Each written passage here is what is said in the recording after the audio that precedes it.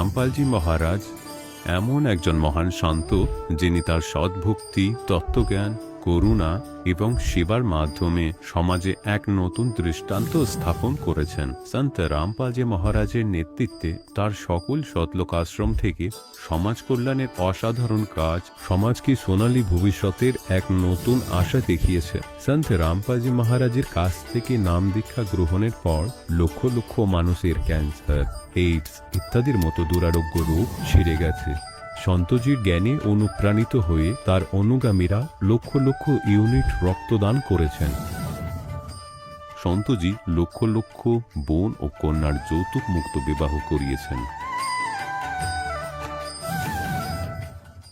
সন্তজি লক্ষ লক্ষ মানুষকে নেশা থেকে মুক্তি দিয়েছেন। কোটি কোটি ভেঙে যাওয়া পরিবার আবার জোড়া লেগেছে। সন্তজির আশ্রমে সমাগমের সময় বিনামূল্যে চক্ষু চিকিৎসা, দন্ত চিকিৎসা প্রদান করা হয়। সন্ত রামপালজি মহারাজ সময়ে সময়ে পরিবেশ রক্ষার উদ্দেশ্যে ব্যাপক পর্যায়ে বৃক্ষরোপণ করেন। সন্তজি অভাবীদের তাৎক্ষণিক ত্রাণ সরবরাহের জন্য অ্যাম্বুলেন্স পরিষেবা চালু করেছেন। সন্তজি তার অনুগামীদের দেহদানের জন্য অনুপ্রাণিত করেন, যাতে মানবতার সেবা এবং চিকিৎসা ক্ষেত্রে উন্নতি হতে পারে। সন্ত রামপালজি মহারাজের সকল আশ্রমে প্রতিটি সমাগমে বিনামূল্যে ভান্ডারার আয়োজন করা হয়, যেখানে প্রতিটি শ্রেণী, প্রতিটি জাতি এবং প্রতিটি ধর্মের মানুষ একসাথে বসে খাবার খায়।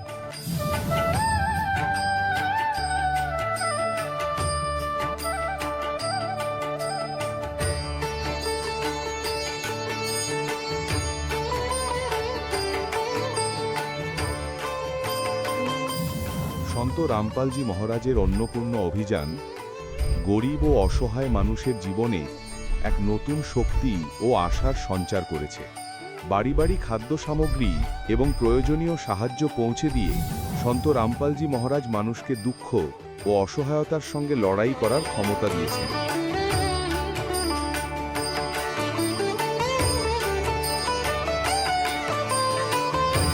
সন্ত রামপালজি মহারাজ কর্তৃক গরিব মানুষের জন্য বাড়ি বানানোর এই অসাধারণ কাজটি এক এমন দৃষ্টান্ত স্থাপন করছে, যা শতাব্দীর পর শতাব্দী ধরে সন্তজির উদারতা ও দয়ার প্রতীক হিসেবে পরিচিত হবে।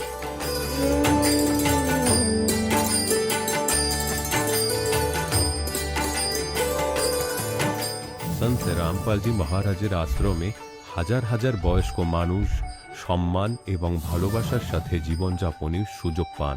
তাদের খাওয়া, থাকা এবং স্বাস্থ্যের সম্পূর্ণ দায়িত্ব সন্ত রামপালজি মহারাজ গ্রহণ করেন। অনাথ শিশুদের জন্য সন্ত রামপালজি মহারাজের সকল আশ্রম কোনো আশীর্বাদের চেয়ে কম নয়। এখানে শিক্ষা, সংস্কৃতি এবং ভবিষ্যতের জন্য উন্নত সুযোগ প্রদান করা হয়। বন্যা হোক, ভূমিকম্প হোক বা মহামারী, সন্ত রামপালজি মহারাজ এবং তার অনুগামীরা সবসময় অসহায় মানুষের জন্য সবার আগে দাঁড়িয়ে থাকেন। কোভিড মহামারীর সময় সন্ত রামপালজি মহারাজের আশ্রম থেকে কোটি কোটি মানুষের জন্য খাবার, ওষুধ এবং জীবন রক্ষাকারী সামগ্রী সরবরাহ করা হয়েছিল। দরিদ্রদের সাহায্য হোক বা কোনো শোষিত ও নিপীড়িত শ্রেণীর অধিকার ও সম্মানের লড়াই, সন্ত রামপালজি মহারাজ সবসময় তাদের কণ্ঠস্বর সরকারের কাছে পৌঁছে দিয়েছেন এবং তাদের যথাযথ ন্যায় বিচার প্রদানে গুরুত্বপূর্ণ ভূমিকা পালন করেছেন। সমাজে আধ্যাত্মিক এবং সামাজিক মূল্যবোধ সম্পর্কে সচেতনতা বৃদ্ধিতে সন্ত রামপালজি মহারাজ প্রতিটি পদক্ষেপে মানবতার সত্যিকারের সেবক হিসাবে প্রমাণিত হয়েছেন। সন্ত রামপালজি মহারাজের জীবন আমাদের শেখায় যে সত্যিকারের সেবা হলো সেই সেবা যা নিঃস্বার্থভাবে করা হয়। আসুন আমরা সেই মহান সেবার কাজে এই মহান সাধকের সাথে যুক্ত হই এবং সন্ত রামপালজি মহারাজের কাছ থেকে নাম দীক্ষা নিয়ে আমাদের জীবনকে ধন্য করি।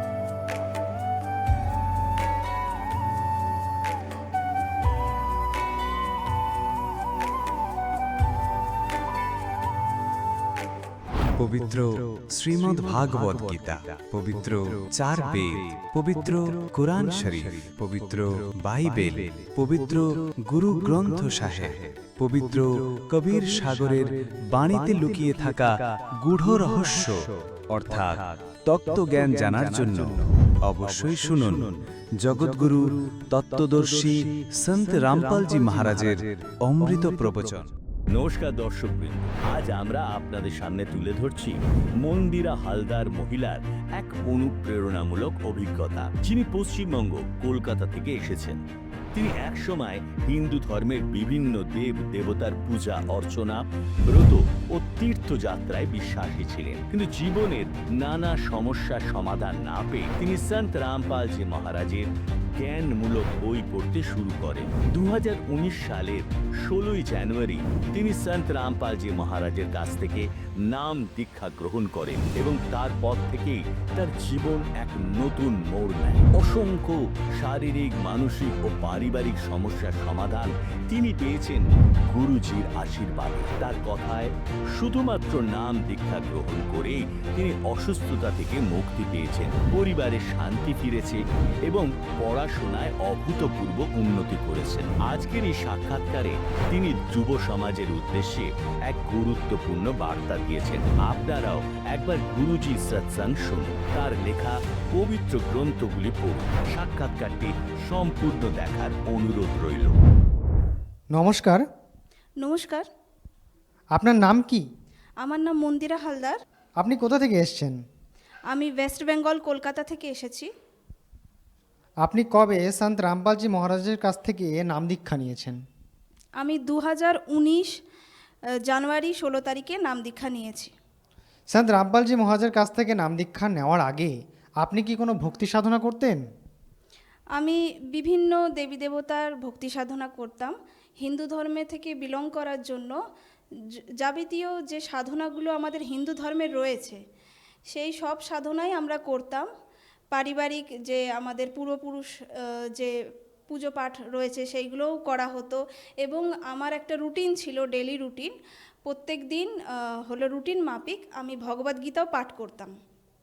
এছাড়াও আমি বিভিন্ন তীর্থস্থানেও গেছিলাম, যেমন কাশী, গয়া, মথুরা, বৃন্দাবন, বিভিন্ন ধরনের যে তীর্থগুলো আছে সেখানেও গেছিলাম। এছাড়াও আমি ব্রত পালন করতাম, যেমন সোমবারের শিবজির ব্রত পালন করতাম, শনিবার পালন করতাম, প্লাস হলো যে দুর্গা দেবীর যে হলো পুজোর জন্য যে হলো অঞ্জলি দেওয়ার জন্য হলো উপবাস করতে হয় সেটাও করেছি। মন্দিরাজি, আপনি হিন্দু ধর্মের দেবী দেবতার এত পূজা অর্চনা করতেন এবং নিজেও গীতা পাঠ করতেন এবং তীর্থস্থানেও অনেক ভ্রমণ করেছেন এবং ব্রতও পালন করেছেন। এত কিছু করার পরেও সন্ত রামপালজি মহারাজের কাছে কেন আসলেন? সন্ত রামপালজি মহারাজের কাছে আসার অনেক কারণ আছে। আমি যেমন আগে বিভিন্ন দেবী দেবতার পূজা করতাম বা যে ভক্তি সাধনা আমাদের হিন্দু ধর্মে পরিচালিত রয়েছে সেই হিন্দু ধর্মের অনুযায়ী আমি ভক্তি সাধনাও করতাম বা করছিলাম, কিন্তু যে ভক্তি সাধনা করছিলাম তার ফলে যে লাভ পাওয়া উচিত, আমরা যে ভক্তি সাধনা করি বিভিন্ন ধরনের আমাদের যে সমস্যাগুলো রয়েছে, শারীরিক হোক, মানসিক হোক, সাংসারিক হোক, যে কোনো ধরনের সমস্যা হোক না কেন, আমরা ভক্তি এই জন্যই করি যাতে আমাদের এই সমস্যা থেকে আমরা মুক্তি পেতে পারি এবং আমরা সুখে শান্তিতে জীবনযাপন যেন করতে পারি। কিন্তু সেই কোনো লাভই আমি আমার লাইফে দেখতে পাচ্ছিলাম না। তার কারণে অনেক ভোগান্তি হয়েছে আমার লাইফে। তারপরে সন্ত রামপালজি মহারাজের লেখা পুস্তক জ্ঞান গঙ্গা, জীবনের পথ এবং গীতা তোমার জ্ঞান অমৃত, 3টে বই আমার জীবনে আসে। আমি সেই বইগুলো পড়ি এবং অনেক কিছুই জানতে পারি। যেমন আমার মনের মধ্যে অনেক বিভিন্ন ধরনের প্রশ্নও ছিল, সেই প্রশ্নের উত্তরগুলো আমি অনেক সৎসঙ্গ, অনেক গুরুরা যে সৎসঙ্গ করতো সেই সৎসঙ্গেও গেছিলাম, কিন্তু সেই মানে ওনারা যা বলতেন বা ওনাদের থেকে যে সমাধান পেয়েছিলাম তাতে আমি সন্তুষ্ট ছিলাম না। কিন্তু সন্ত রামপালজি মহারাজের বইগুলো পড়ার পরেই আমার যে ভাবনাগুলো, চিন্তাগুলো আসতো বা বিভিন্ন ধরনের প্রশ্ন ছিল সেইগুলোর উত্তরও আমি পাই এবং আমি অনেক লাভও পেয়েছি। মন্দিরাজি, আমরা একটা কথা জানতে চাই আপনার কাছে। আপনি একটু আগেই বললেন যে আপনার মনের মধ্যে শঙ্কাবাচক কিছু প্রশ্ন ছিল, তো যেগুলো আপনি সন্ত রামপালজি মহারাজের লেখা বইগুলোতে পেয়েছেন। তো আপনার মনে কি প্রশ্ন ছিল আমাদের দর্শককে একটু জানান। যেমন ভগবান পরমেশ্বর অনেক দয়ালু, আমরা সবাই জানি বা শুনে আসছি বা শুনেওছি, কিন্তু এখানে প্রত্যেক মানুষের এত দুঃখ কেন, কষ্ট কেন? দ্বিতীয়ত, আমাদের জন্মমৃত্যু কেন হয়? আর বিভিন্ন, যেমন আমরা দেবী দেবতার ভক্তি সাধনা করছি বা পুজো পাঠ করে থাকি, যে যেমন পারছে ভগবানকে ডাকছে, তা সত্ত্বেও কেন আমরা অনেক অভ্যেসে বা খারাপ জিনিসে লিপ্ত হয়ে যাই বা আদি হয়ে যাই? ভগবান তো রক্ষা করবেন না, কিন্তু আমাদের রক্ষা হচ্ছে কোথায়? এই প্রশ্নের উত্তরগুলো আমি খুঁজছিলাম। খুঁজতে খুঁজতে আমি সন্ত রামপালজি মহারাজের বই পাই এবং এই বইগুলোতে আমি প্রমাণের সাথে আমার প্রশ্নের উত্তরগুলো পেয়েছি। মন্দিরাজি, সন্ত রামপালজি মহারাজের কাছ থেকে নাম দীক্ষা নেওয়ার পর আপনার কি কোনো লাভ হয়? লাভ তো আমি অনেকই পেয়েছি, তার মধ্যে কিছু লাভই আপনাদের সামনে তুলে ধরতে চাইব। প্রথমত তো আমার মাথায় পাকা ফোড়ার মতন ব্যথা থাকতো, আর মাথায় এক সাইডে হাত দিলে মানে তুলতুল করার জন্য দেবে যেত, এবং যন্ত্রণা সবসময়ই থাকতো বলতে গেলে, যার ফলে আমি বিভিন্ন ডাক্তারখানায় গেছি, দেখিয়েছি, মেডিসিনও নিয়েছি, কিন্তু কিছুতেই কিছু হচ্ছিল না। সন্ত রামপালজি মহারাজের নাম দীক্ষা নেওয়া মাত্রই আমার শরীর হালকা হয়ে যায় এবং সেই ব্যথাটা কোথায় ছুমন্ত্র হয়ে যায় আমি অনেক পরে সেটা অনুভব করি। আমার আরও একটা লাভ হয়েছিল, যেমন আমার পেটের নাড়িতে টান পড়তো, আর টান পড়া কারণ মনে হতো কি ছুঁচের মতন কেউ চুবাচ্ছে, পুরো নাড়িতেই টান ধরতো, আর এত কষ্ট হতো কি আমার শরীর পুরো উইক হয়ে যেত। আর যার কারণে আমি আস্তে আস্তে বিছানায় শয্যাশায়ী হয়ে গেছিলাম। আমার পড়াশোনাও আস্তে আস্তে বন্ধ হয়ে যায়, আমি মার্কসও আমার খারাপ আসতে লাগে, তো বিভিন্ন চিন্তাতেও আমি ডুবে যাই। তার জন্য অনেক ডাক্তারখানায় আমি চিকিৎসা করিয়েছি, দেখিয়েছি, কিন্তু তাতেও কোনো ফলাফল ভালো হয়নি। সোনোগ্রাফিও করানো হয়েছে, ডাক্তার কিছুই রোগ ধরতে পারছিল না এবং ওখানেও কোনো মেডিসিন আমার উপরে কাজ করছিল না। তারপরে সন্ত রামপালজি মহারাজের থেকে নাম দীক্ষা নেয়ার পরে কিছুদিন ভক্তি করার পরে আস্তে আস্তে আমি পুরোপুরি সুস্থ হয়ে যাই। আরও একটা লাভ হয়েছিল, যেমন আমার অ্যাক্সিডেন্টের ফাড়া ছিল, অনেক সমস্যায় ভোগার কারণে আমার বাবা অনেক বড় জ্যোতিষীকে আমাকে দেখিয়েছিল, তো ওখান থেকে উনি বলেছিলেন কি তোমার একটা রোড অ্যাক্সিডেন্ট আছে। তো আমার একদিন সাইকেলের মানে ব্রেকটা খারাপ হয়ে যায়, হুটোতারার কারণে আমি ওই সাইকেল নিয়েই আমি বার হয়ে যাই কোচিংয়ে। ফেরার পথে একটা মানে পেছন থেকে মোটরসাইকেল এসে আমাকে ধাক্কা দিয়ে দেয়, আর সেই টাইমে হলো সামনে দিয়ে টেম্পো চলে যায়, আর যে ব্রেক অলরেডি খারাপ হয়ে গেছিলো সে অটোমেটিকলি দাঁড়িয়ে পড়ে, মানে কাজ করা শুরু করে। আর আমি একদম আশ্চর্য হয়ে যাই, আমি কিছুই বুঝতে পারি না সেই টাইমে। আমি তারপরে নিচেই নেমে দেখি কি আমার সাইকেলের যে পেছনের যে মড গার্ড সেটা একদম দুমড়ে গেছে। তারপরে আমি ভাবি কি সত্যি আজকে পরমাত্মার বিশেষ দয়ায় আজকে আমি রক্ষা পেয়েছি এবং আমার জীবন আমি ফিরে পেয়েছি, না হলে সেদিনই আমার মৃত্যু ফাড়া ছিল। সন্ত রামপালজি মহারাজের দয়ায় আমি আজকে বেঁচে আছি। আমি আরও লাভ পেয়েছি, যেমন পরিবারে আমার অশান্তি থাকতো, যার কারণে আমি ডিপ্রেশনেও চলে গেছিলাম অশান্তির কারণে, এবং আমার পড়াশোনাতেও দিন প্রতিদিন মানে হলো ডাউনই যাচ্ছিল। এতেও সন্ত রামপালজি মহারাজের কৃপায়, ওনার স্মরণে আসার পরে আমার পরিবারে অশান্তি আগে থেকে অনেক কমেছে এবং আমরা সুখী শান্তিতেই জীবনযাপন করছি। আর পড়াশোনাতেও আমি অনেক উন্নতি পেয়েছি, যেমন আমি গ্র্যাজুয়েশনে ক্যালকাটা ইউনিভার্সিটি থেকে আমার গ্র্যাজুয়েশন হয়েছে, সায়েন্সের স্টুডেন্ট আমি।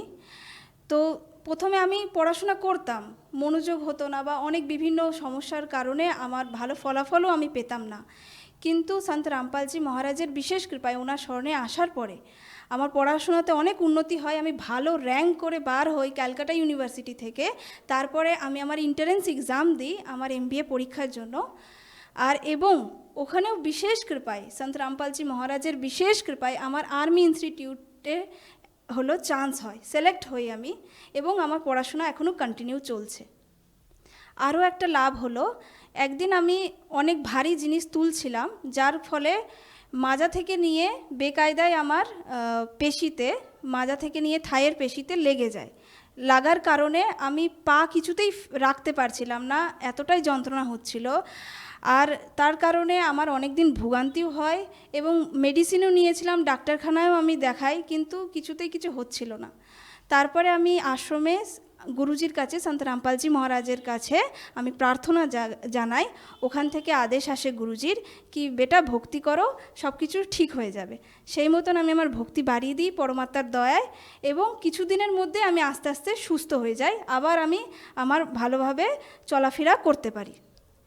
রিসেন্টলি আমি আরও একটা লাভ পেয়েছি। যেমন মেয়েদের মাসিক ধর্ম হয়, যেটাকে পিরিয়ডসও বলা হয়, হঠাৎ করে 3 মাসের জন্য বন্ধ হয়ে গেছিল, যার কারণে আমার অনেক পেটে যন্ত্রণা হওয়া শুরু হয়, শরীরে ব্যথা হওয়া শুরু হয়, উঠতে বসতে সবসময় একটা যেন মানে কষ্ট অনুভব করছিলাম, শান্তি কিছুতেই পাচ্ছিলাম না। তো অনেক মানে দিন হয়ে যায়, তো চিন্তাও যেন দিন প্রতিদিন আমার বাড়তেই থাকে। সন্ত রামপালজি মহারাজ গুরুজির কাছে আমি আত্মা থেকে তারপরে প্রার্থনা লাগাই। সন্ত রামপালজি মহারাজের কৃপায় আস্তে আস্তে আমার তার থেকেও আমি মুক্তি পাই এবং আমি সুস্থ হয়ে যাই একদম। মন্দিরাজি, সন্ত রামপালজি মহারাজের কাছ থেকে নাম দীক্ষা নেওয়ার পর আপনার অনেকও লাভ হয়েছে। তো আজকে যুব সমাজ যারা আপনাকে দেখতে পাচ্ছে আমাদের চ্যানেলের মাধ্যমে, তাদেরকে আপনি কি বার্তা দিতে চান? আমি বার্তা দেওয়ার মতন তো আমার কোনো ক্ষমতা নেই, গুরুজিই বার্তা দেবেন, সন্ত রামপালজি মহারাজ, এবং দিয়েও থাকেন। আমি শুধু প্রার্থনা এবং অনুরোধই করতে পারি কি আপনারা একবার সন্ত রামপালজি মহারাজের লেখা বইগুলো, গীতা তোমার জ্ঞান অমৃত, জ্ঞান গঙ্গা, জীবনের পথ অবশ্যই পড়ুন। এবং যে বিভিন্ন হলো চ্যানেলে, টিভি চ্যানেলে, যেমন সাধনা চ্যানেল আছে, ঈশ্বর চ্যানেল আছে, MH1 আছে, এবং বিভিন্ন ইন্টারন্যাশনাল ন্যাশনাল চ্যানেলে সন্ত রামপালজি মহারাজের সৎসঙ্গও আসে। সেই সৎসঙ্গগুলো একবার অবশ্যই দেখবেন। এবং সোশ্যাল মিডিয়া প্ল্যাটফর্ম, আজকে যে বিভিন্ন সোশ্যাল মিডিয়া প্ল্যাটফর্ম রয়েছে, সেই সোশ্যাল মিডিয়া প্ল্যাটফর্মেও হলো যেমন ফেসবুক, টুইটার, ইনস্টাগ্রাম, আরও বিভিন্ন সোশ্যাল মিডিয়া প্ল্যাটফর্মেও হলো সন্ত রামপালজি মহারাজের সৎসঙ্গ আসে। সেখান থেকেও আপনারা দেখতে পারেন, দেখে জ্ঞানটা বুঝুন, বুঝে অবশ্যই সন্ত রামপালজি মহারাজের শরণে এসে নিজের জীবনের কল্যাণ করান। মন্দিরাজি, আপনার এই বার্তাটি শুনে যুব সমাজ থেকে যদি কেউ সন্ত রামপালজি মহারাজের কাছে এসে নাম দীক্ষা নিতে চায়, তাহলে সে কিভাবে নিতে পারে? সন্ত রামপালজি মহারাজের থেকে নাম দীক্ষা নেওয়া অতি সহজ। আজকে যে টাইম পিরিয়ড চলছে, কেননা টেকনোলজিক্যাল ওয়ার্ল্ড, তো বিভিন্ন টিভি চ্যানেলে যে সৎসঙ্গ আসে, যেমন সাধনা চ্যানেল একটু আগেই বললাম, তো সেখানে পিলা যে হলুদ রঙের যে লাইনগুলো চলে সৎসঙ্গ হওয়ার কারণে, সেখানে হলো নাম্বার দেয়া থাকে। সেই নাম্বারে যোগাযোগ করে আপনার নিকটবর্তী যে নামদান কেন্দ্র আছে সেখানে আপনি যোগাযোগ করতে পারেন এবং নিঃশুল্ক নাম দীক্ষা নিতে পারেন। মন্দিরাজি, আপনার অনুভব আমাদের চ্যানেলকে বলার জন্য অসংখ্য অসংখ্য ধন্যবাদ। নমস্কার।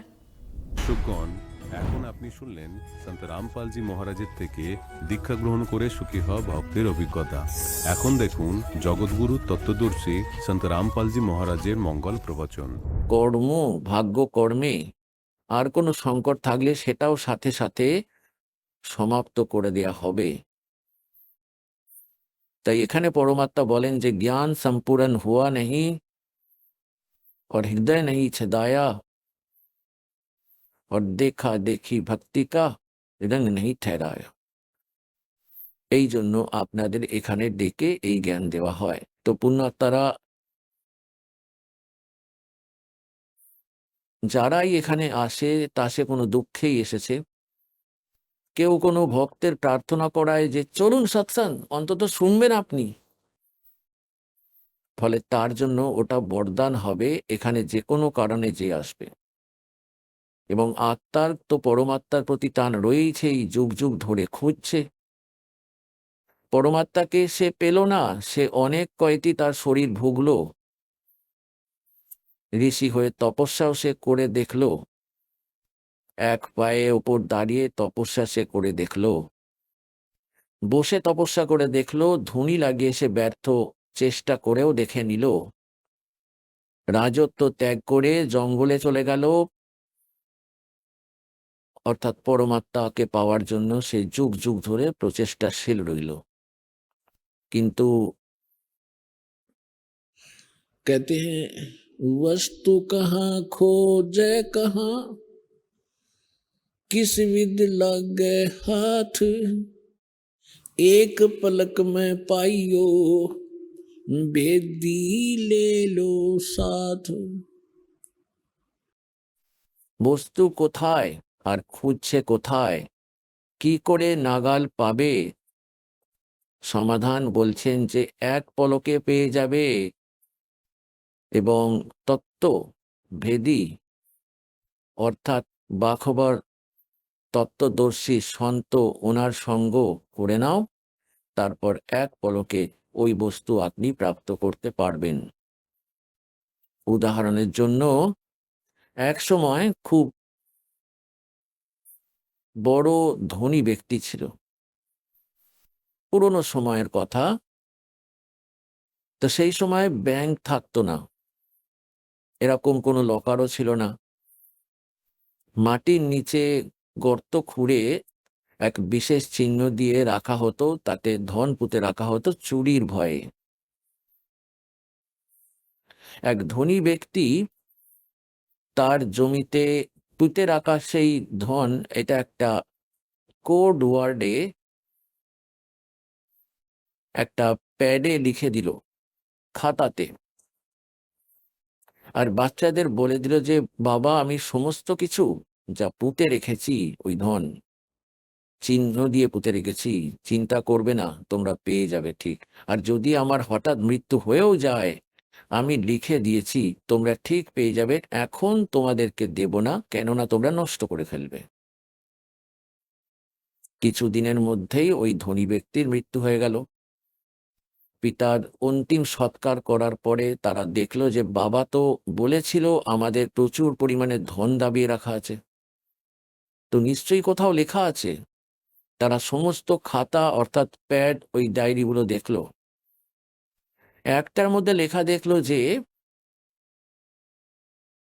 যে মন্দিরের গম্বুজে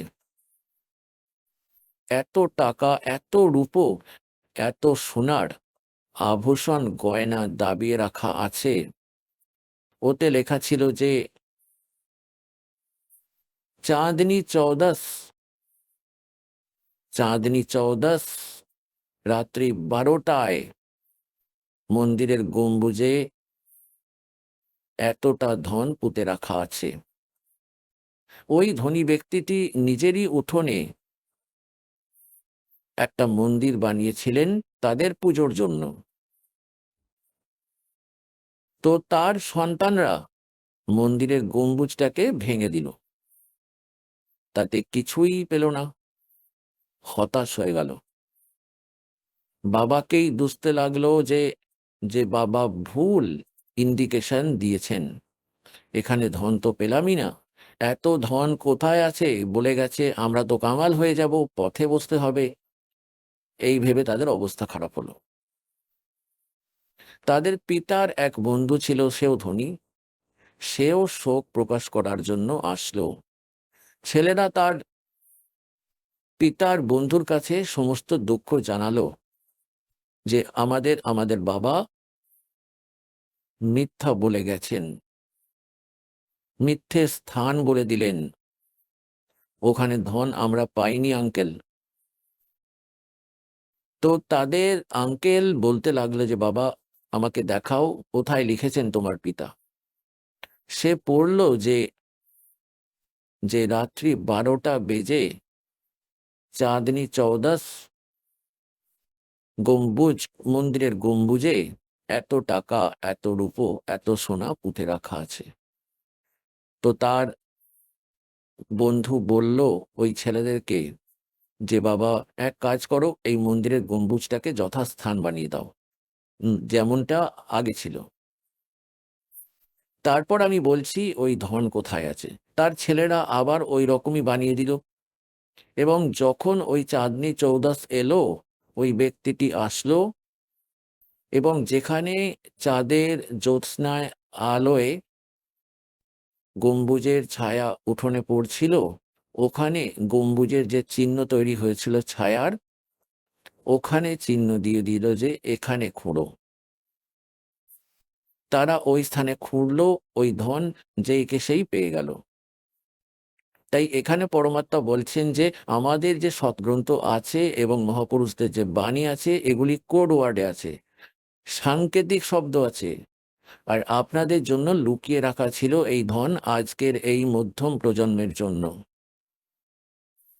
তাই এখানে পরমাত্মা বলছেন যে कि वस्तु कहाँ खोजो कहाँ और किस विद लागे हाथ, एक पलक में पाइयो भेदी ले लो साथ। তাই এই সমস্ত সৎ সৎ গ্রন্থের ভেদি, এই আধ্যাত্মিক খাজানার বা খবর তত্ত্বদর্শী সন্ত হলো এই দাস রামপাল। এই বিশ্বে আজকে বর্তমানের সময় কারোর কাছে নাই জ্ঞান আছে, নাই ভক্তি আছে, আর না সেই যথার্থ মুখ্য মার্গ আছে। আর পুণ্যাত্মারা, কেননা কাল তো শত্রু আছেই আমাদের, এবং সে কেউ না কেউ কোনো স্বার্থপর ব্যক্তিকে, পরমাত্মার বাচ্চাদেরকে বিনাশ করানোর জন্য কোথাও না কোথাও প্রেরিত রাখেই রাখে। যদি এই দাসের কাছে এই জ্ঞান শুনে আর এই মন্ত্র প্রাপ্ত করে, আর যদি কোনো দুষ্ট ব্যক্তি স্বয়ম্ভূ সন্ত হয়ে এই একই মন্ত্র দিতে শুরু করে দেয় কোনো এলাকার গুপ্ত স্থানে, তাহলে সে অধিকারে নয়। অধিকারী বিনা এই বস্তু সফল হবে না। যেমন এক ছোট ছোট উদাহরণ হলো, কারোর ড্রাইভিং লাইসেন্স আছে, চালক প্রমাণপত্র অথবা পাসপোর্ট আছে, যদি সেটা নকল বানানো হয় তাহলে নিঃসন্দেহে সে খুশি হবে যে আমার তো পাসপোর্ট হয়ে গেছে। যে সময় ওই পাসপোর্টের প্রয়োজন পড়বে এয়ারপোর্টেতে, তো ওখানে গিয়ে জানতে পারবে সে, ততক্ষণে অনেক দেরি হয়ে যাবে। তার সাজাও হবে যে বানিয়ে দিয়েছিল আর যে বানিয়েছিল, এরা দুজনেই দোষী হবে, তাদের জীবন বরবাদ হয়ে যাবে। ঠিক একই প্রকার যদি কোনো নিষ্কর্মা আত্মা এই মন্ত্র প্রাপ্ত করে আর স্বয়ং নাম দিতে লেগে যায়, তবে তার থেকে সাবধান আপনাকেও থাকতে হবে, এবং তার কাছে ফেঁসে গেছে যেই পরমাত্মার প্রিয় ভোলা আত্মারা, তাদেরকেও সতর্ক করতে হবে। কিন্তু আপনি কারোর সাথে ঝগড়া করবেন না, কেননা আমাদের মার্গ ঝগড়ার নয়। যদি এমনটা কেউ করে তো কিছুদিনের মধ্যেই ফেল হয়ে যাবে। কেননা যেমন এক এক পরিপূর্ণ বৃক্ষ হয় এবং তার নিচে যতই গাছ জন্মাক ছোট ছোট, যেগুলো কিছুদিনের মধ্যেই হলুদ হয়ে আপনা আপনি শুকিয়ে যায়, তাই তাদেরও এমনই হবে, কিছুদিনের মধ্যেই আপনা আপনি তারা নষ্ট হয়ে যাবে। তবুও আপনাদের দায়িত্ব থাকে তাদেরকে বোঝানোর যে আরো ভালো মানুষ, কালের দূত, নিজে নষ্ট করছো আর এই পরমাত্মার বাচ্চাদেরও জীবন নষ্ট করছিস, তোর লজ্জা করে না? অর্থাৎ ভালোভাবে, যেমন দাসও সামনাসামনি বলছে, টিভি চ্যানেলগুলোতে বলছে যে এনারা জীবন নাশক, এরা সন্ত নয়, এরা নিজেদেরও 12টা বাজিয়েছে, যতই সন্ত আছেন, আর নিজের শিষ্যদেরও জীবন নষ্ট করেছে। তাদের কাছেও প্রার্থনা করছি যে তোমরাও শুধরে যাও এবং ওই ভগবানের সন্তানদেরকে মুক্ত করে দাও, যাতে ওরাও কল্যাণ করতে পারে। মানবে কি না মানবে সেটা তাদের নিজস্ব ইচ্ছা, তাদের মূল্যবোধের ওপর ডিপেন্ড করছে, কিন্তু আমাদের দায়িত্ব থাকে এই জ্ঞান বোঝানোর। তাহলে আমরা দোষী থাকবো না। ওই পরমাত্মার দরবারে কেউ গিয়ে বলবে যে আমায় তো কেউ বলেইনি, তো ওখানে চলবে না তারও সব কথা। ওই সময় তাকে রোল দেখানো হবে, ফিল্ম, যে দেখ এই ব্যক্তিটি তোকে কি পরামর্শ দিচ্ছিল আর তুই কি বাজে কথা বলেছিলি। তার মানে আপনি ফ্রি হলেন, আপনি ছাড়া পেলেন, সে দোষী হলো, তাকে শাস্তি ভগবান দেবেন, আমরা দিতে পারবো না। এবার পুণ্য আত্মারা, প্রসঙ্গ যেটা চলছে আমরা তাতেই আসি। যেমনটা দাস আপনাদেরকে কালকে বলেছিল যে সৎসং যেই উদ্দেশ্য নিয়ে কাল করছিলাম, সেটা তো স্টার্টই হয়নি এখনো। কেননা সবার প্রথমে ডেফিনেশন অফ গড আপনাকে বলা হবে, পরমাত্মার পরিভাষা কি। তো কাল আপনাকে প্রমাণিত করেছিলাম যে 3 পুরুষ আছে, এক খরপুরুষ, এক অক্ষর পুরুষ, এক পরম অক্ষর পুরুষ। এনাকেই অন্যান্য শব্দে ব্রহ্ম, দ্বিতীয় জনকে পরব্রহ্ম, আর তৃতীয় জনকে পরম অক্ষর ব্রহ্ম বলা হয়। প্রধানত এই 3 পুরুষ, 3 ব্রহ্ম, 3 ভগবান, 3 পরমাত্মা, 3 জন মালিককেই মান্য করা হয়। কিন্তু এনারা মালিক কতটা আছেন, এনাদের সামর্থ্যই বা কতটা, এটাও পরিভাষা প্রভুর মধ্যেই আপনাদেরকে বলা হবে। যেমন ব্রহ্ম যে আছে, সে এই 21 ব্রহ্মাণ্ডের স্বামী, 21 ব্রহ্মাণ্ডের। আর ব্রহ্মা বিষ্ণু মহেশ এক ব্রহ্মাণ্ডের একটি বিভাগের মন্ত্রী। এক বিভাগে একটি ব্রহ্মাণ্ডের ভিতর যেমন একটি প্রান্তের মন্ত্রী হয় প্রান্তের মধ্যে, এবং মুখ্যমন্ত্রী গোটা প্রান্তের মালিক হয়, তো তেমনি এই ব্রহ্মা বিষ্ণু মহেশ কেবল এক ব্রহ্মাণ্ডে এবং একটি বিভাগীয় মন্ত্রী, রজগুণ বিভাগের শ্রী ব্রহ্মা, আর সত্যগুণ বিভাগের শ্রী বিষ্ণু, ও তমগুণ বিভাগের শ্রী শঙ্করজি। তো এনাদের কাজটা কি, যে শ্রী ব্রহ্মার রজগুণের প্রভাবে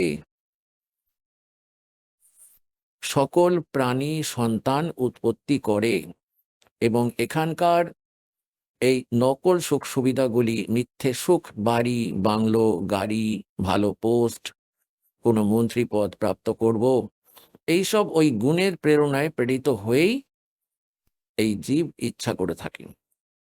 তো পুণ্যাত্মাগণ যেভাবে এই 3 ভগবানের শরীরের মধ্যে কাল ভগবান এনাদের পিতা এমন ব্যবস্থা করে দিয়েছেন, এনাদের হাতে কিছু নেই। এই ভগবানেরা থাকেন নিজের রাজধানীতে, নিজেদের লোকের ওপরে। শ্রী বিষ্ণু বিষ্ণু লোকে, শিবজি শিবলোকে, আর শ্রী ব্রহ্মা ব্রহ্মালোকে। কিন্তু এনাদের শরীর থেকে নির্গত হচ্ছে যে তরঙ্গ, যে রেঞ্জ আছে, তা এই 3 লোকের প্রাণীদেরকে বিশেষভাবে প্রভাবিত করছে। এই পৃথিবীর লোকের ওপর, নিচে এক পাতাল লোকের ওপর, ওপরে স্বর্গলোকের ওপর। যেমন কোনো কোনো বাড়িতে বা কোনো প্রাসাদে কক্ষ আছে, তাতে একটা রান্নাঘরও থাকে, কিচেন, আর কিচেনের মধ্যে লঙ্কার ফোড়ন দেওয়া হচ্ছে। ওই মূল বস্তু সাকার রূপে থাকে কিচেনে, এবং ওর ওই গুণ, লঙ্কার যে গুণ, সেটা অন্যান্য কামরায়, অন্যান্য কক্ষে বসে থাকা ব্যক্তিদের হাঁচতে বাধ্য করে দিল।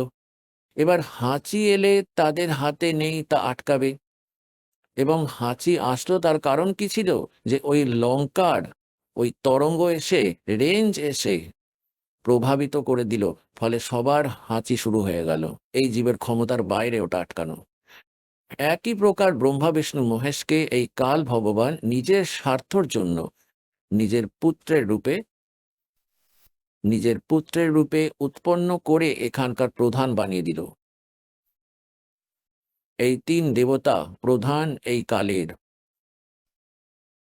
এবং এনাদের থেকে নির্গত এই গুণ দ্বারা আমরা প্রভাবিত হয়ে কেমন ক্রিয়া করছি।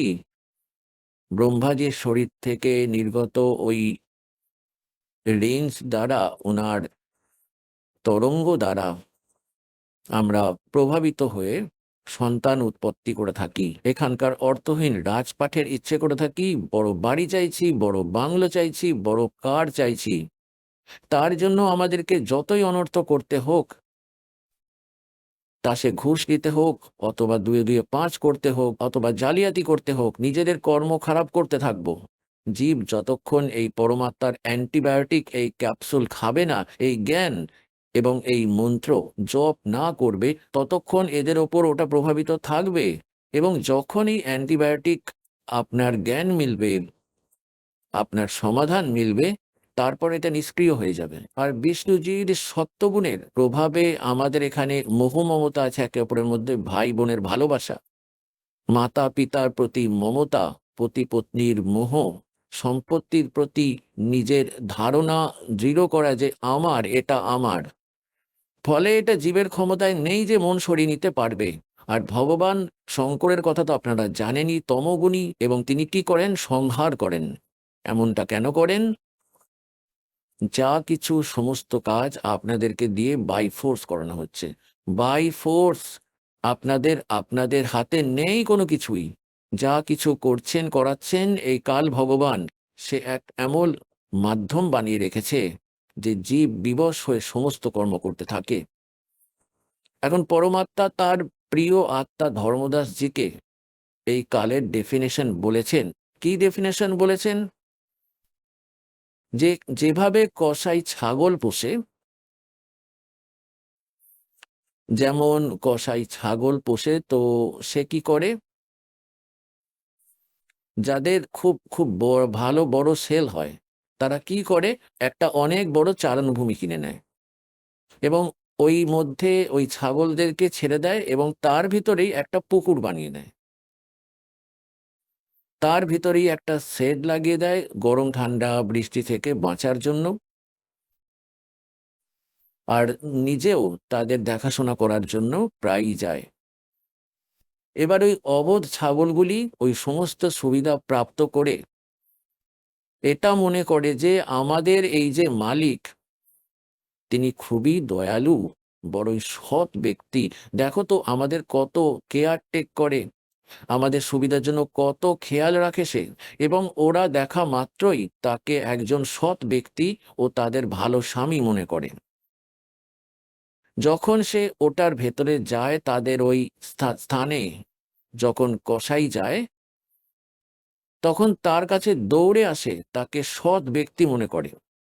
কেউ তার ওপর পা তুলে দিয়ে বুকে জড়ানোর চেষ্টা করছে, কেউ হয়তো তাকে চেটে দিচ্ছে এদিকে ওদিকে। আর সে এইভাবে হাত দিয়ে দিয়ে দেখার চেষ্টা করে, সে তো কসাই, দেখার চেষ্টা করে এদের মাংস কতটা হয়েছে। আর তারা ভাবছে ভালোবাসছে আমাদেরকে। পুনঃ একই স্থিতি কবির ভগবান আমাদের পরম পিতা এসে আমাদেরকে বলেছেন যে যেই লোকে তোমরা বাস করছে এটা কালের লোক, সে হলো কসাই। এর কোনো দয়া নেই এখানে, কারোর ছেলে মরুক অথবা কারোর মেয়ে মরুক। যেমন ওই সময় ওই কসাইকে কত ভালো লাগে।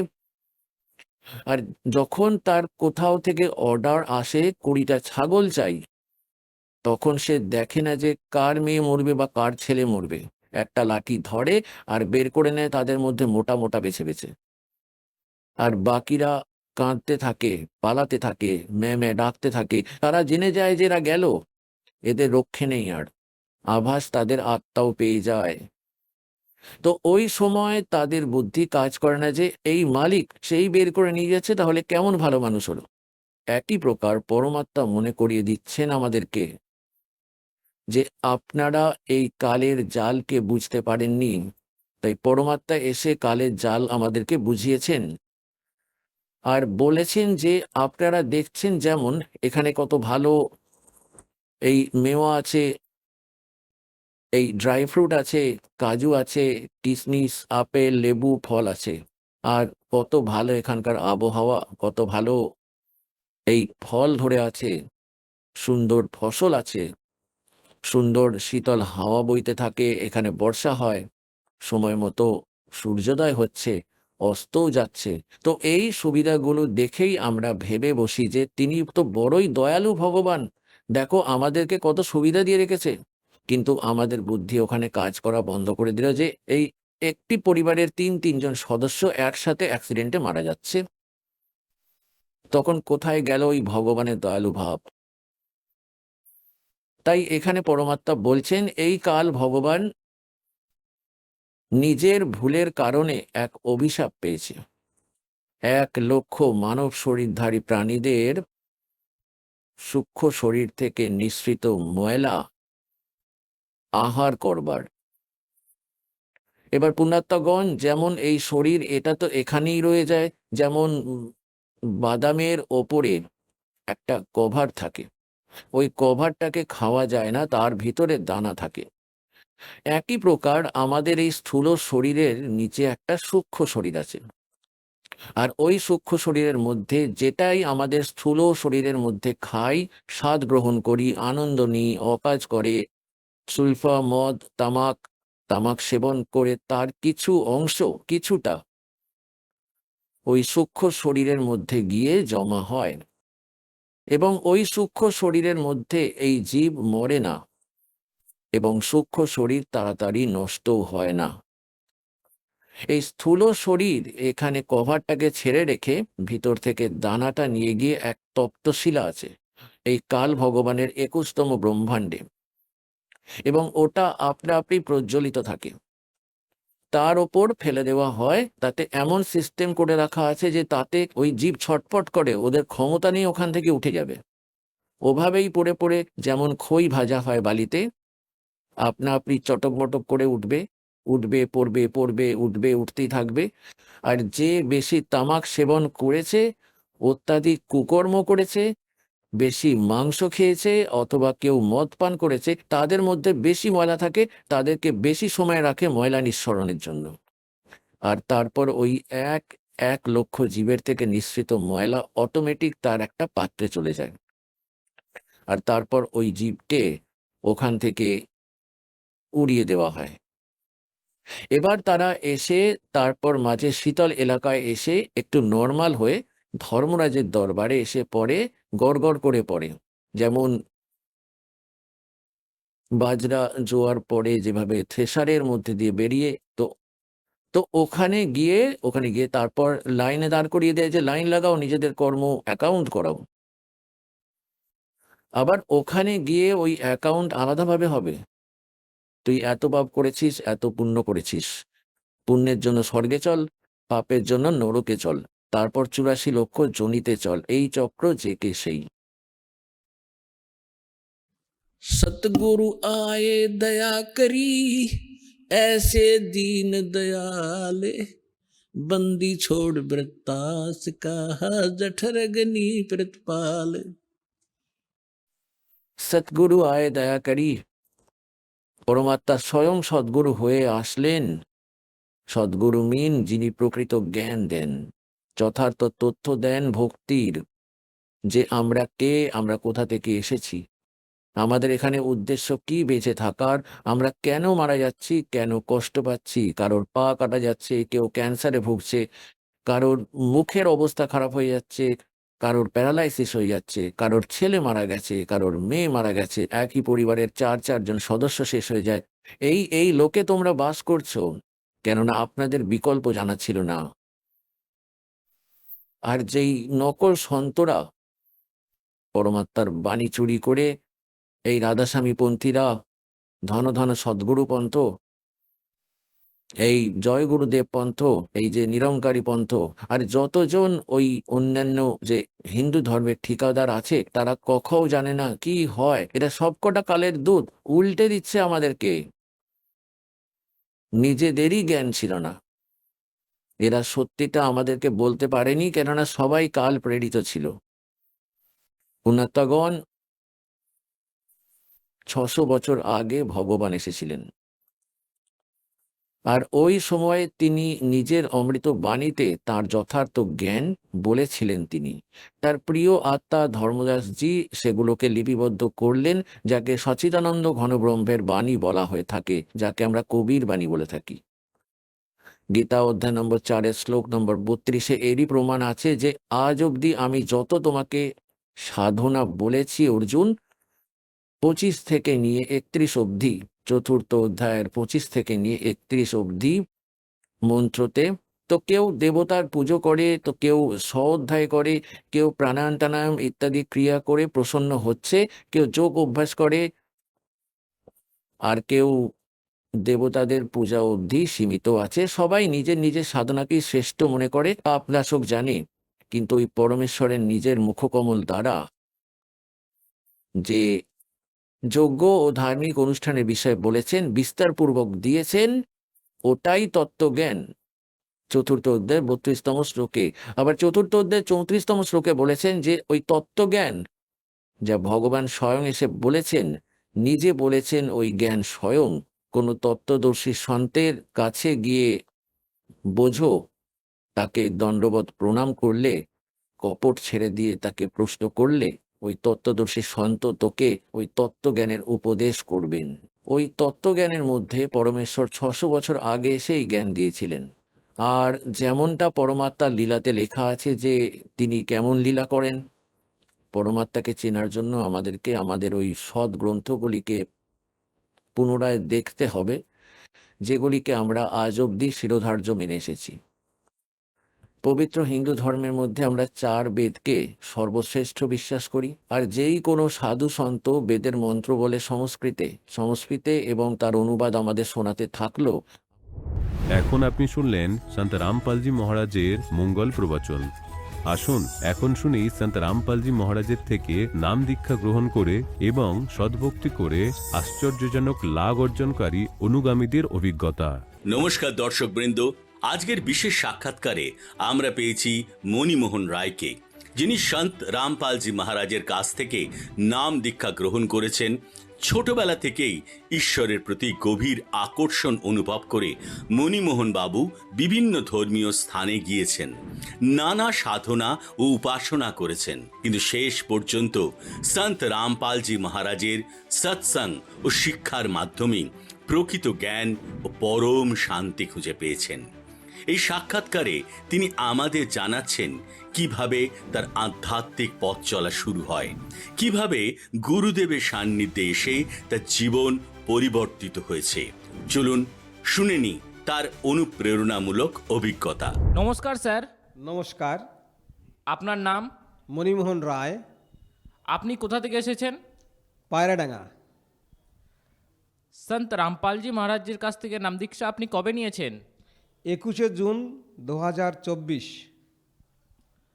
স্যার, সন্ত রামপালজি মহারাজের কাছ থেকে নাম দীক্ষা নেওয়ার আগে আপনি কোনো ভক্তি সাধনা করতেন? ডেফিনেটলি করতাম।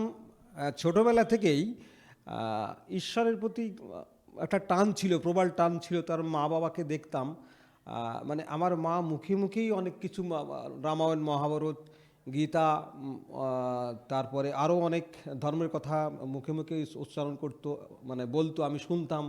এবং ওই দেশে তখন কি ছিল, ধর্ম সম্বন্ধে পড়ানো হতো।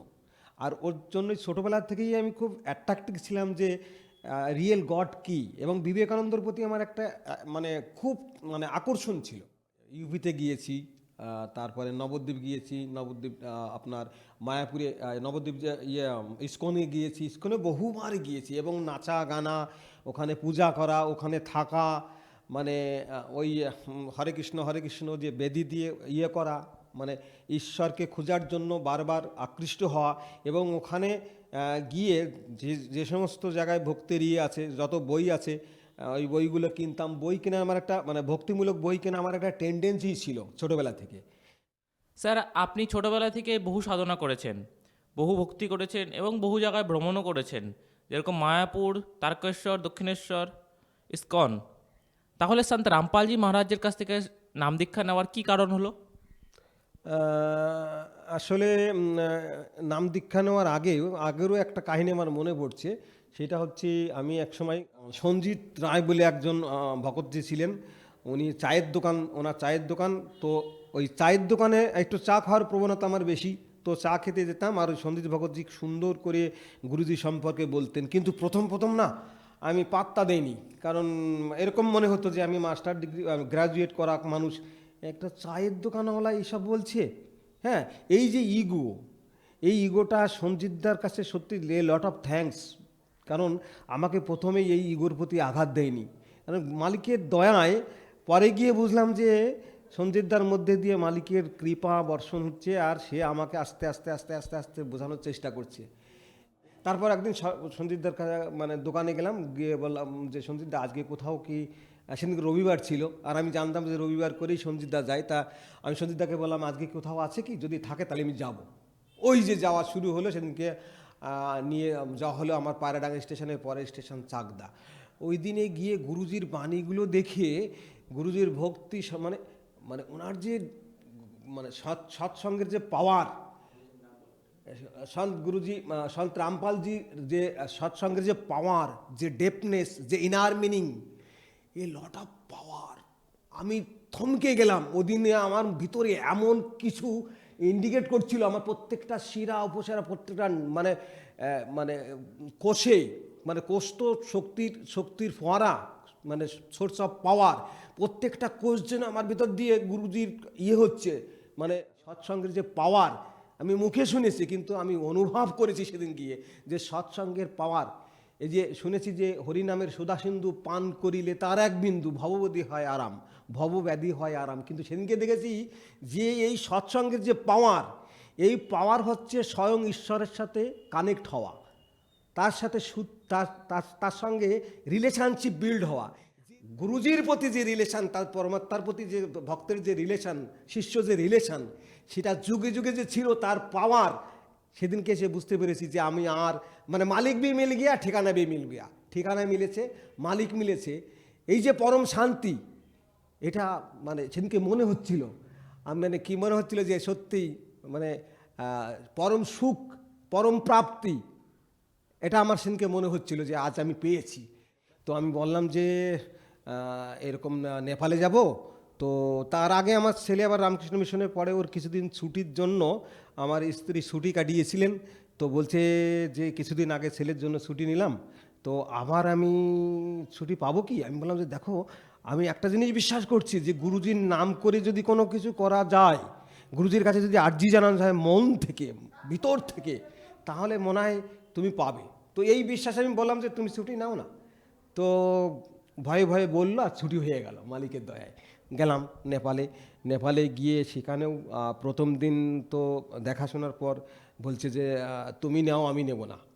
তো আমার মনে মনে আছে যে হে মালিক, হে বন্দীশ্বর, বাড়ির সব আমরা 3 জন মানুষ, আমি আর আমার স্ত্রী যদি নিয়ে নেই তো ছেলে ওর মার কথায় বা আমার কথায় চলে আসবে। তো এই ভাবতে ভাবতে ভাবতে ভাবতে সকালে চা খেতে গিয়েছি। ও তার আগের দিন পার্লামেন্টের ইন্ডিয়ান পার্লামেন্টের এক সদস্যা, ওনার সঙ্গে আমার মিসেজের কিছু মত বিনিময় হয়, কথা বিনিময় হয়। পরের দিন চা খেতে গেলাম, আর উনি বললেন যে তোমরা দীক্ষা নিয়ে নাও, যদি কোনো প্রশ্ন থাকে, জিজ্ঞাসা থাকে, তা জিজ্ঞাসা করতে পারো। অনেক প্রশ্ন আলোচনা করার পর ওদিন নেয়নি, আমিও দেখলাম যে না, আজকে নেব না। পরের দিন আবার চা খেতে গিয়েছি, আর ওই ভকতমতির সঙ্গেই দেখা, আর বলছি তোমরা নাম নিয়েছো? বললেন না। বলে কেন?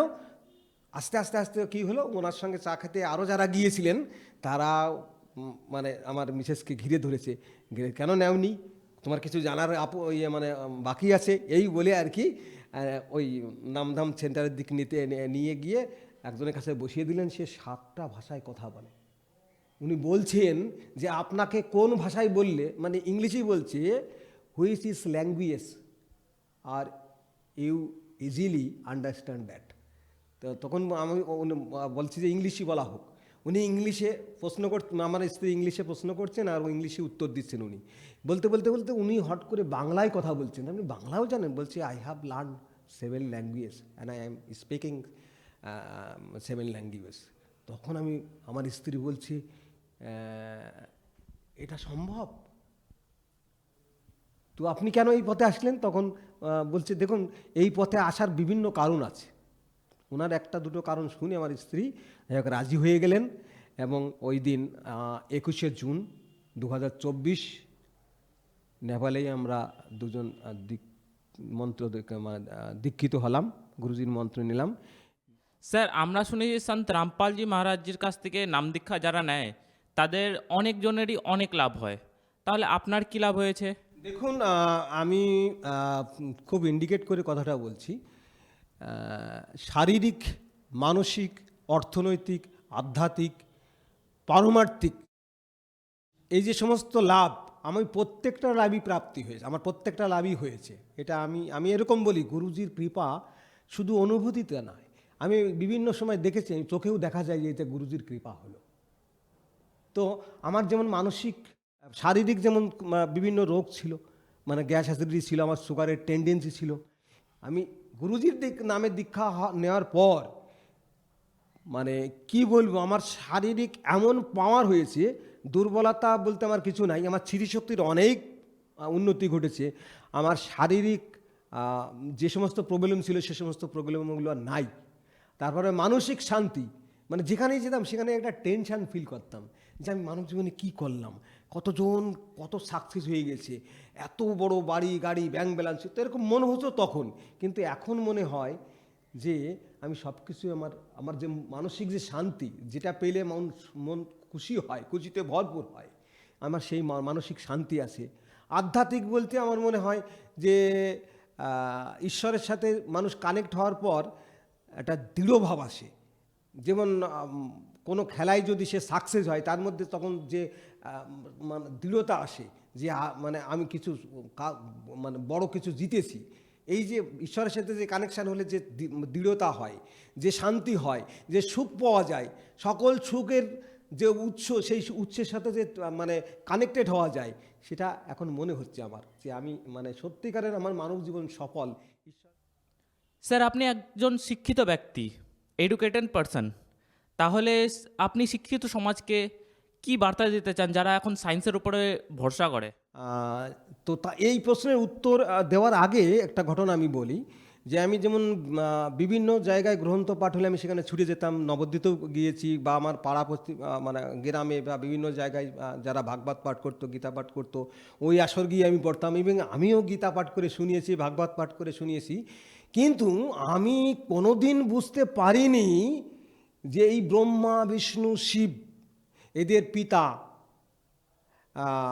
কালনিরঞ্জন, এদের মাতা শেরেবালী দুর্গা, আমি কোনোদিন জানিনি। এই যে মানে পার্থক্য, এই পার্থক্যটা যখনই শুনলাম তখন আমার কাছে মনে হলো যে বিনা মেঘে বজ্রাঘাত হলো। মানে এই পার্থক্যটা যখনই আমি বুঝে গেলাম তখন আমার মনে হলো হে মালিক, আমি মানে মৃত্যুর মুখ থেকে আমি বেঁচে এসেছি, মুক্তির মুখ থেকে আমি বেঁচে যাচ্ছি, যে এটা কি মানে কোথার থেকে আমাকে তুলে নিয়ে এসছেন, মানে মরতে যাচ্ছি। এই পার্থক্যর সাথে তুলনা করতে গিয়ে আমি এটা বুঝতে পেরেছি যে আমি কুয়ায় আমি মরতে যাচ্ছি, সেখান থেকে মালিক ফিরিয়ে নিয়ে এসছেন। এই জন্যই গিয়ে আমি শিক্ষিত সমাজকে মানে অনুরোধ করব যে সন্ত রামপাল মহারাজের বিভিন্ন সৎসঙ্গ, বিভিন্ন ইউটিউব চ্যানেলে যে সমস্ত ভিডিও আপলোড করা আছে, বা যেখানে নামধাম সেন্টার আছে সেখানে গিয়ে, বা যে সমস্ত গ্রন্থ আছে ওনার লেখা, যেমন জ্ঞানগঙ্গা, বাংলায় হচ্ছে জীবনের পথ, এই দুটো গ্রন্থ আমার মনে হয় প্রত্যেকটা শিক্ষিত অশিক্ষিত ব্যক্তির মানে পাঠ করা উচিত, এবং অশিক্ষিত যারা আছেন, যারা মানে পড়তে পারেন না, তাদের শ্রবণ করা উচিত। সেই জন্য শিক্ষিত সমাজকে বলবো, এই যে মরণ ব্যাধি, এই যে বাঁচা মানে জন্ম মৃত্যু, এটা একটা মহারোগ, it is a kind of great disease too, এটা যে একটা মহামারণাত্মক ব্যাধি, এটা এখন আমার উপলব্ধি হলো। তো এই মারণ ব্যাধি, এই যে ব্যাধি, এই ব্যাধি থেকে যদি মুক্তি পেতে চান, আমি প্রত্যেকটা শিক্ষিত সমাজকে বলবো যে সন্ত রামপাল মহারাজের জ্ঞানগঙ্গা পড়ুন, না বিভিন্ন নামধাম সেন্টার আছে সেখানে জানুন। স্যার, সন্ত রামপালজি মহারাজজির স্মরণে আসার জন্য কি কি করতে হবে? দেখুন, ইউটিউবেতে ফোন নাম্বার উঠছে, ওই ফোন নাম্বারে ফোন করুন, ফোন করলে সহজে জানতে পারবেন। তারা ফোন করে বলবেন আপনি কোন অঞ্চলে থাকেন, কোথায় থাকেন, সেই জায়গার আশেপাশে নামধাম সেন্টার আছে, আপনি সেখানে যান। স্যার, আপনার এই অমূল্য সময় আমাদের চ্যানেলকে দেওয়ার জন্য খুবই ধন্যবাদ। আপনাদেরকেও ধন্যবাদ।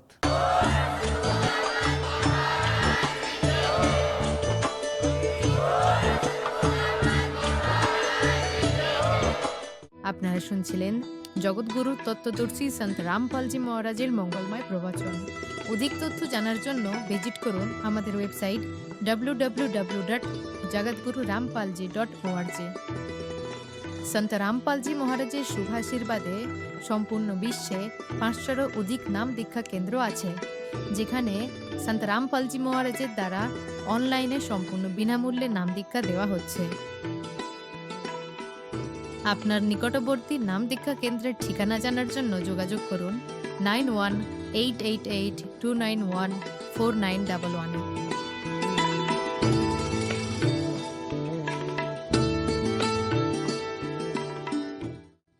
জগৎগুরু তত্ত্বদর্শী সন্ত রামপালজি মহারাজের পবিত্র সান্নিধ্যে ভক্তির আলো জ্বালাতে এবং ভক্তদের সত্য ভক্তির পথ দেখানোর উদ্দেশ্যে পশ্চিমবাংলার জনপ্রিয় চ্যানেল রাত দিন বাংলা চ্যানেলে জগৎগুরু তত্ত্বদর্শী সন্ত রামপালজি মহারাজের মঙ্গল প্রবচনের সম্প্রচার প্রতিদিন দুপুর 1টা থেকে 2টো আর রাত 7টা থেকে 8টা পর্যন্ত করা হচ্ছে। এই সত্য ভক্তি পথকে গ্রহণ করার জন্য আরও বেশি করে এই সত্য সৎসঙ্গ সম্প্রচার দেখুন। এই সৎসঙ্গ প্রবচনের সরাসরি সম্প্রচার সন্ত রামপালজি বাংলা সৎসঙ্গ ইউটিউব চ্যানেল এবং সন্ত রামপালজি বাংলা সৎসঙ্গ ফেসবুক পেজেও দেখতে পারেন। আমায় যদি জিজ্ঞেস করেন মদন মিত্রর পছন্দের চ্যানেল কোনটা, আমি বলবো রাত দিন বাংলা। এবং এই চ্যানেলের ওপর নজর রাখুন, যে কোনো সময় দেখবেন এই চ্যানেলে আমি আছি এবং আপনাদের জন্য অনেক খবর নিয়ে এই চ্যানেলের মধ্যে দিয়েই জনগণের কাছে পৌঁছব। আমি বলি রাত দিনের যে যারা এই চ্যানেলটা চালাচ্ছেন, আমি প্রথমেই তাদের ধন্যবাদ জানাবো যে তারা নির্ভীকতার সঙ্গে এবং নিরপেক্ষতার সঙ্গে সংবাদ পরিবেশন করছেন। আমি এই রাত দিন চ্যানেলের শ্রীবৃদ্ধি কামনা করি এবং মনে করি এই রাত দিন চ্যানেল মানুষের সঠিক তথ্যটা এবং আমাদের যে কোনো দলের কাজকর্মের সঠিক তথ্যটা মানুষের কাছে তুলে ধরবে এবং মানুষ তাতে বিচার করতে সুবিধা হবে। রাত দিন বাংলা চলে এসছে আমার কাছে এবং আমি জানতে পারলাম যে রাত দিন বাংলার 8 বছর পূর্ণ হয়েছে। তো বাকি নিউজ চ্যানেলদের মতো ওদের নিউজ চ্যানেলও প্রচণ্ড হাইলাইটেড হোক, ওরাও ভীষণ ভালো ভালো নিউজ আপনাদের সামনে নিয়ে আসুক, আর অবশ্যই আপনারা তার জন্য ওদের সাপোর্ট করবেন, নইলে ভালো ভালো কিছু জানতে পারবেন না। তো সেই লোভে আপনারা সাপোর্ট করে ফেলুন যাতে ওরা আরও 8 করে অনেক বছর এগিয়ে যেতে পারে। থেকে রাত দিন বাংলার সমস্ত ভিউয়ারকে জানাই আন্তরিক শুভেচ্ছা এবং শুভকামনা। আপনারা সবাই ভালো থাকুন, সুস্থ থাকুন, জীবন উপভোগ করুন, খুব ভালো থাকুন। রাত দিন বাংলার 8ম বর্ষপূর্তিতে সকলকে, যারা রাত দিন বাংলা চ্যানেল দেখেন, সকলকে অন্তরের অন্তঃস্থল থেকে শুভেচ্ছা জানাচ্ছি। আপনারা দেখতে থাকুন রাত দিন বাংলা। রাত দিন 7 দিন মানুষের খবর পরিবেশন করে, সুতরাং আমরাও দেখছি, আপনারাও দেখুন, এগিয়ে চলুক রাত দিন 7 দিন মানুষের স্বার্থে খবর তুলে। কামনা করি খবর দেখার জন্য মানুষের খুব আগ্রহ থাকে, সঠিক খবর মানুষের কাছে যাতে পরিবেশিত হয়, সেটাই এই চ্যানেলের কাছে আমার।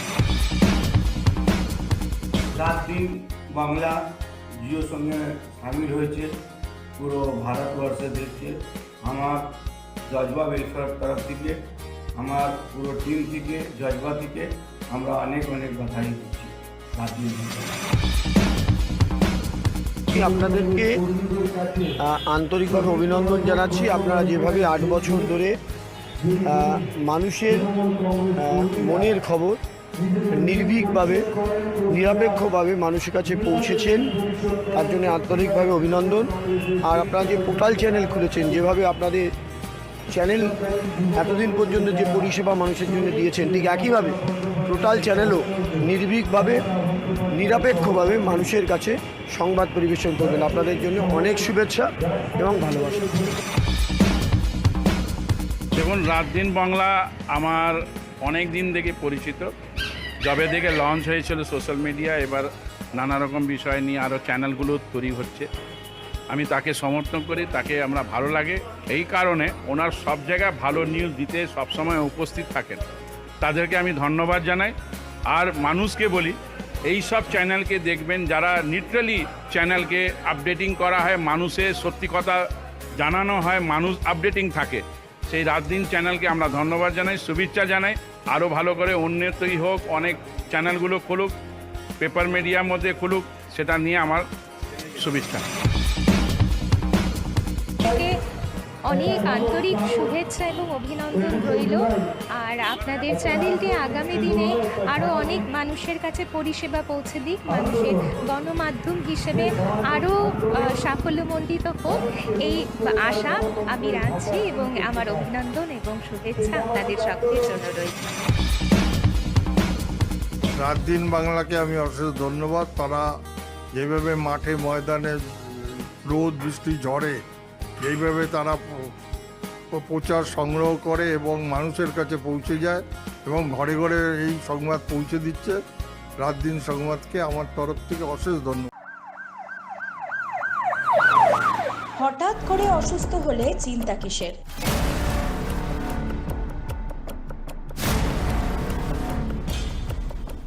চব্বিশ ঘন্টা এমার্জেন্সি পরিষেবা নিয়ে আপনাদের পাশে রিকভারি নার্সিং হোম।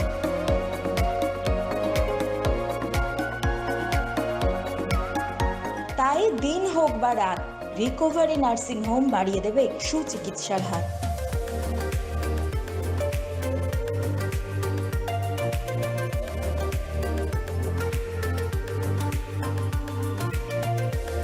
জগৎগুরু তত্ত্বদর্শী সন্ত রামপালজি মহারাজের পবিত্র সান্নিধ্যে ভক্তির আলো জ্বালাতে এবং ভক্তদের সত্য ভক্তির পথ দেখানোর উদ্দেশ্যে পশ্চিমবাংলার জনপ্রিয় চ্যানেল রাত দিন বাংলা চ্যানেলে জগৎগুরু তত্ত্বদর্শী সন্ত রামপালজি মহারাজের মঙ্গল প্রবচনের সম্প্রচার প্রতিদিন দুপুর 1টা থেকে 2টো আর রাত 7টা থেকে 8টা পর্যন্ত করা হচ্ছে। এই সত্য ভক্তি পথকে গ্রহণ করার জন্য আরও বেশি করে এই সত্য সৎসঙ্গ সম্প্রচার দেখুন। এই সৎসঙ্গ প্রবচনের সরাসরি সম্প্রচার সন্ত রামপালজি বাংলা সৎসঙ্গ ইউটিউব চ্যানেল এবং সন্ত রামপালজি বাংলা সৎসঙ্গ ফেসবুক পেজেও দেখতে পারেন।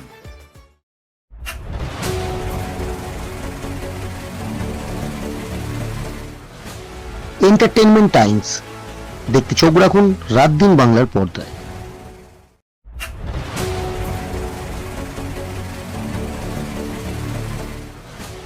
एंटरटेनमेंट टाइम्स देखते चोख राखुन रात दिन बांग्लार पर्दाय।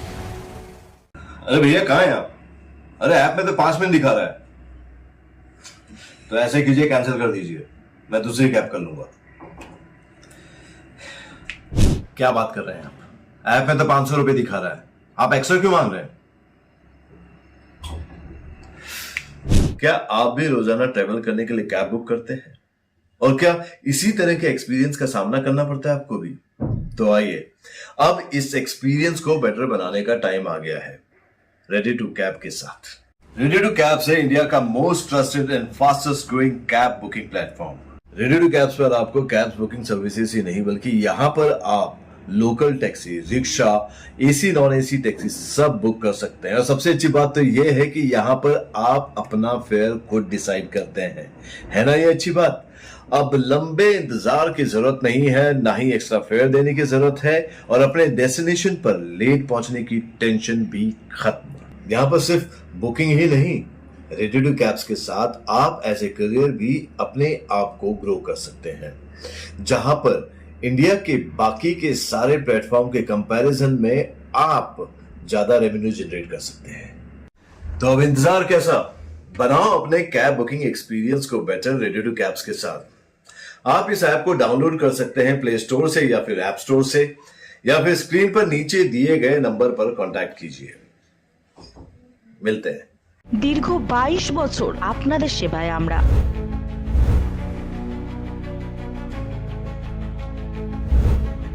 আমাদের ডাক্তারবাবুরা 24 ঘন্টাই আছে আপনাদের পাশে।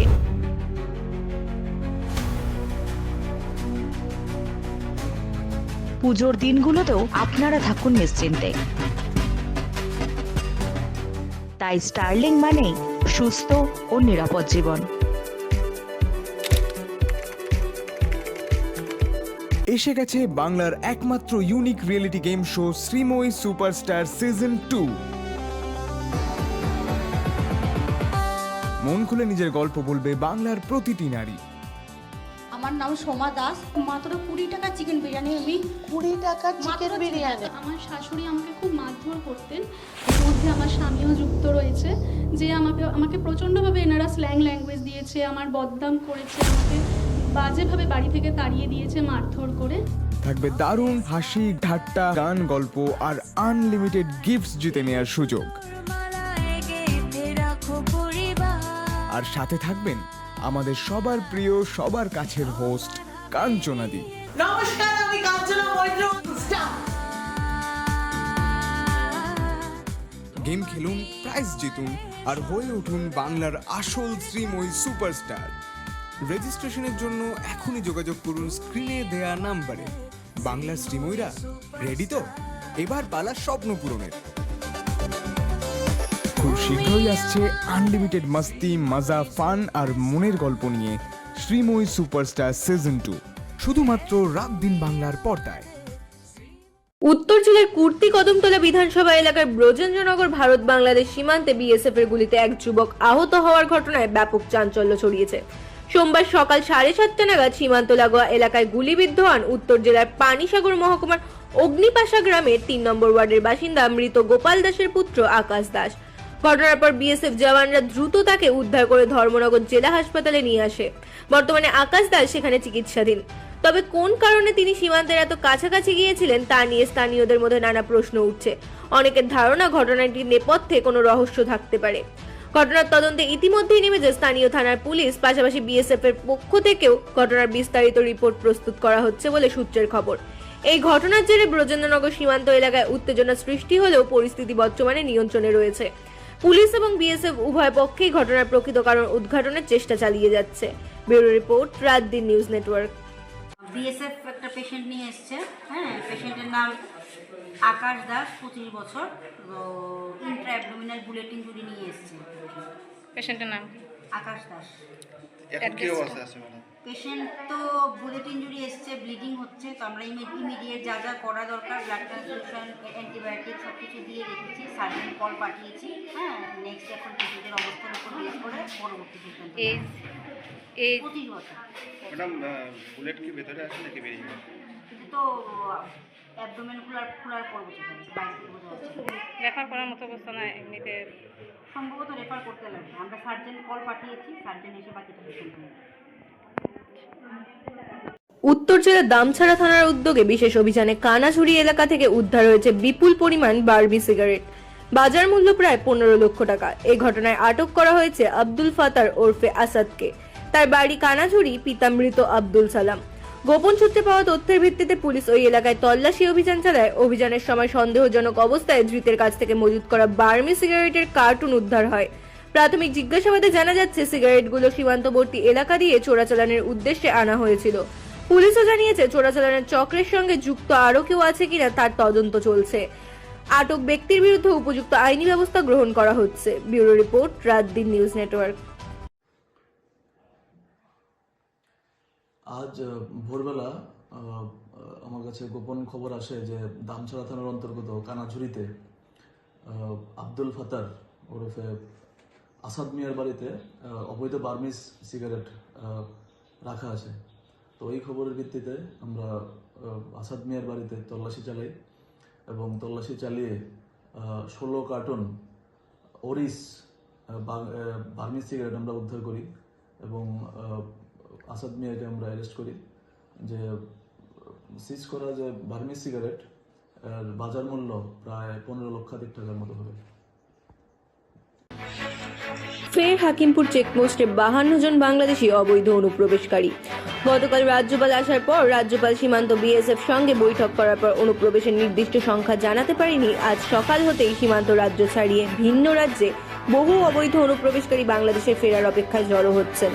ব্যুরো রিপোর্ট, রাত দিন নিউজ নেটওয়ার্ক। কত বছর আগে আসছিলে? 3-4 বছর হয়ে গেল।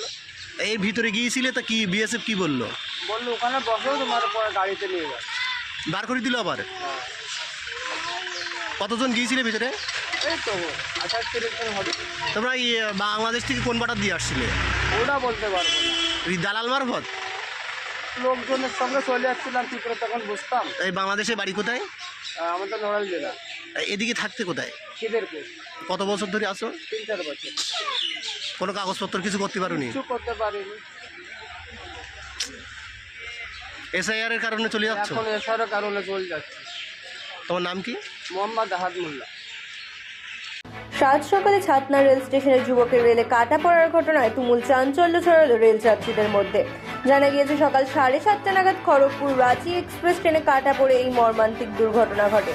তবে এখনো ওই বছর 30-35 মৃত যুবকের নাম পরিচয় জানা যায়নি। কী কারণে ওই যুবক কাটা পড়লো এবং নাম পরিচয় জানার চেষ্টা চালাচ্ছে রেল পুলিশ। ঘটনাস্থলে উপস্থিত হয় বাঁকুড়া জিআরপি এবং ওই মৃতদেহটি উদ্ধার করে। ব্যুরো রিপোর্ট, রাত দিন নিউজ নেটওয়ার্ক। বাংলাদেশের রাজনৈতিক সংগঠন লিবারেল ডেমোক্রেটিক পার্টি এলডিপি মহাসচিব ডক্টর রেদওয়ান আহমেদ বলেছেন, চট্টগ্রাম বন্দর আমাদের জাতীয় সম্পদ, আমাদের কৃষক শ্রমিক মেহনতি জনতা সবাই এটার মালিক। অত্যন্ত স্বচ্ছতার সাথে আমরা এই সম্পদ পরিচালনা করে আসছি, কিন্তু আন্তর্জাতিক টেন্ডারের মাধ্যমে কোনো প্রতিযোগিতা ছাড়া এই সম্পদ ইজারা দেওয়া হয়েছে। বন্দর ইজারা দেওয়ার এখতিয়ার অন্তর্বর্তী সরকারের নেই। গত রবিবার বিকেলে বাংলাদেশের কুমিল্লার চান্দিনা উপজেলার দোল্লাই নবাবপুর আহসান উল্লাহ উচ্চ বিদ্যালয়ের খেলার মাঠে গণতান্ত্রিক যুবদলের ত্রিবার্ষিক সম্মেলনে প্রধান অতিথির বক্তৃতায় তিনি এসব কথা বলেন। তিনি বলেন, ছাত্র জনতার আন্দোলনে স্বৈরাচার আওয়ামী লীগ সরকার পতনের পর ডক্টর ইউনূস তার পকেটের লোকজন নিয়ে একটি বিশেষ দেশকে সুবিধা দেওয়ার জন্য তিনি ক্ষমতায় বসেছেন, কিন্তু এদেশের মানুষ তার এই দুর্বিসন্ধির কথা জানত না। ইতিমধ্যে তিনি তার কিছু কর্মকাণ্ডের মধ্য দিয়ে প্রমাণ করেছেন তিনি এই দেশ ও জাতিকে ভালোবাসেন না। ক্ষমতার মসনাদে বসে যদি কেউ দেশের মানুষের ভাগ্য নিয়ে খেলা করে, তাহলে দেশের মানুষ তাকে ক্ষমা করবে না। সাবেক প্রতিমন্ত্রী আরো বলেন, আমাদের দেশে যদি কোনো কাজ করতে হয় তাহলে প্রতিযোগিতার মাধ্যমে সেই কাজের অগ্রগতি করতে হয়, কিন্তু তিনি আমাদের দেশের মূল্যবান স্থাপনা আজকে বিনা প্রতিদ্বন্দ্বিতায় লুকিয়ে লুকিয়ে ইজারা দিয়েছেন। অন্তর্বর্তী সরকার গত 15 মাসে সফলতা দেখাতে ব্যর্থ হয়েছেন। তারা নানাভাবে দুর্নীতির সাথে নিজেকে সম্পৃক্ত করেছেন। এলডিপি মহাসচিব বলেন, তার প্রতিষ্ঠিত গ্রামীণ ফোন, গ্রামীণ ব্যাংক এই প্রতিষ্ঠানগুলোর হাজার হাজার কোটি টাকা সুদ নিয়ে মওকুফ করে নিয়েছেন। এই কাজও তিনি করতে পারেন না। নির্বাহী আদেশে তিনি নানা অপরাধ করে যাচ্ছেন। শেখ হাসিনার যেমন অপরাধের জন্য আদালতে বিচার হয়েছে, আমার মনে হয় ডক্টর ইউনূস যে সমস্ত অবৈধ কর্মকাণ্ডের জন্য বাংলার মাটিতে তারও বিচার পাবে। আগামী নির্বাচনে বিএনপির নেতৃত্বে আমরা যদি রাষ্ট্র ক্ষমতায় আসতে পারি, তাহলে এদেশের মানুষের মুখে হাসি ফোটাতে পারবো বলে মনে করি। ব্যুরো রিপোর্ট, রাত দিন নিউজ নেটওয়ার্ক। আজকে শেখ হাসিনা যেই অপরাধের জন্য তার আদালতে বিচার হয়েছে, আমার মনে হয় ডক্টর ইউনূস সাহেব যেই সমস্ত অবৈধ কর্মকাণ্ডগুলো করেছেন, তার জন্য তার এই বাংলার মাটিতে বিচার হবে।